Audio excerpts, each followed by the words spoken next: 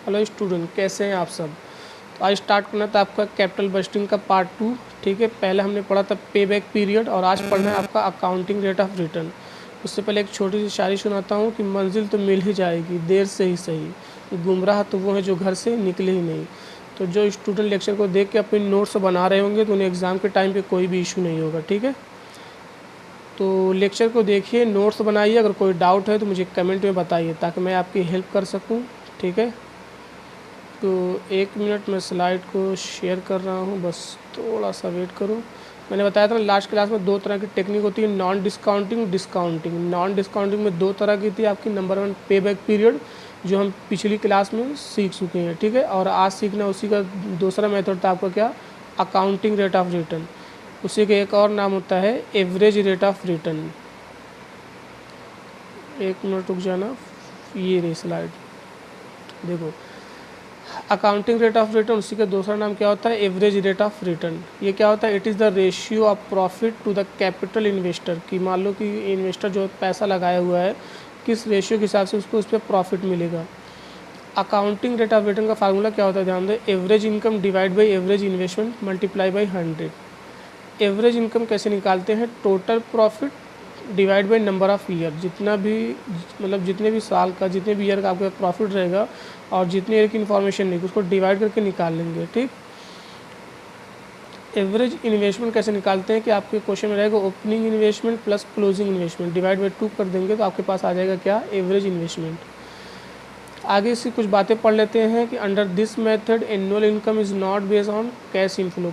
ध्यान दो, ये आपका कैश इनफ्लो के बेस पे नहीं होता बल्कि किस पे होता है, आपका अकाउंटिंग कॉन्सेप्ट के बेस पे होता है। इसके बाद कर लेते हैं एक्सेप्ट और रिजेक्ट। कब हम किसी प्रोजेक्ट में पैसा लगा रहे हैं, कब हम एक्सेप्ट करेंगे उस प्रोजेक्ट को और कब हम उस प्रोजेक्ट को रिजेक्ट कर देंगे। ध्यान दो, अगर accounting rate of return is higher than the minimum rate of return, कि आपने सोचा था कि कम से कम हमको 20% प्रॉफिट होगा, लेकिन अब देख रहे हो अकाउंटिंग प्रॉफिट आपका 20 से एबव 25-30 आ रहा है, तो क्या करोगे आप, एक्सेप्ट कर लोगे।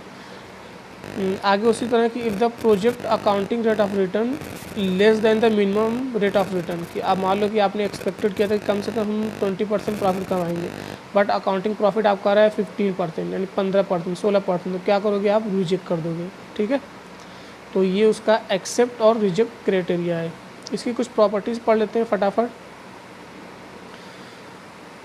प्रॉपर्टीज़ क्या होती है, number 1 ignore time value of money. ध्यान दो, जिस तरह पे बैक पीरियड में टाइम वैल्यू ऑफ मनी को कंसीडर नहीं करते तो उसी तरह अकाउंटिंग रेट ऑफ रिटर्न, ठीक है, यहाँ भी टाइम वैल्यू ऑफ मनी को कंसीडर नहीं किया जाता है। कंसीडर क्या करते हैं यहाँ पे, अकाउंटिंग प्रॉफिट को।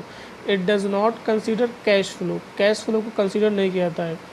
यहाँ पे जान दो, concept of income and investment is not clear, कि कितना हम पैसा लगा रहे हैं, कितना मतलब इन्वेस्ट कर रहे हैं, कितना उससे हमको प्रॉफिट होगा, ये क्लियर नहीं होता है। It is difficult to determine the fair rate of return, कि हमको एक्चुअल में सही रिटर्न कितना मिलेगा, ये भी डिटरमाइन करना क्या होता है, डिफ़िकल्ट होता है। ठीक, आइए एग्जाम्पल से क्वेश्चन सॉल्व कर लेते हैं। ध्यान दो, ये आपके पास ईयर दिया हुआ है और ये आपके पास है प्रॉफिट। ठीक है, सॉल्व करते हैं फटाफट।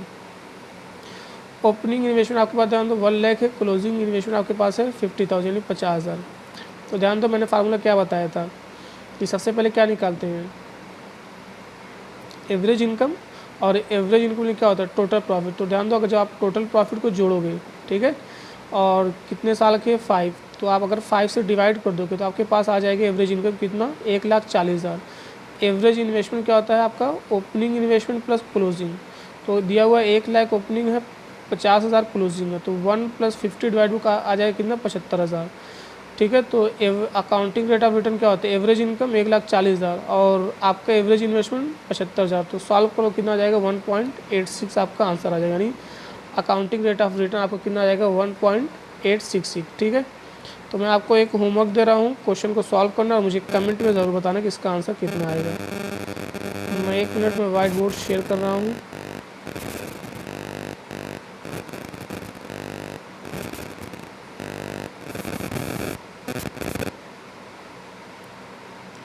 मेरे पास ईयर है 1 2 3 4 और ये दिया हुआ है प्रॉफिट। ठीक है, प्रॉफिट मेरे पास है 50,000, 75,000, 75,000,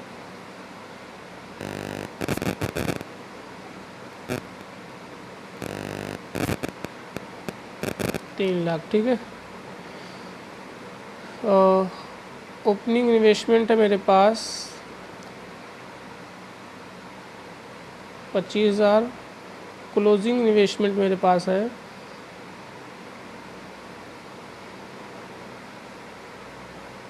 75,000। ठीक है। ओपनिंग इन्वेस्टमेंट 25,000 है, क्लोजिंग इन्वेस्टमेंट कितना है 75,000। क्वेश्चन को सॉल्व करना और मुझे कमेंट पे बताना कि आपका आंसर क्या आ रहा है। ठीक है। Then I will solve next classes.